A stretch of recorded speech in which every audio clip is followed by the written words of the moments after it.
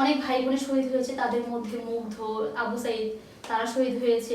দেখেছি ভিডিওতে সামাজিক যোগাযোগ মাধ্যমে যে আবু সাইদ গুলির সামনে নিজের বুক পেতে দিয়েছিল। সে কিভাবে কিভাবে পারল একটা মানুষকে গুলি করতে? দেশের তরুণী হিসেবে ভবিষ্যতে রাজনীতি করার ইচ্ছা আছে কিনা? দেশের তরুণী হিসেবে রাজনীতি করার কোনো ইচ্ছে নেই, কিন্তু স্বেচ্ছাসেবী হিসেবে কাজ করার ইচ্ছা আছে দেশের জন্য। এখনো করছি, ইনশাল্লাহ আগামীতে করব। আর আমাদের কেরানীগঞ্জ পরিচ্ছন্ন একটা গ্রুপ আছে, সেই হিসেবে সংগঠন হিসেবে আমরা কাজ করতেছি।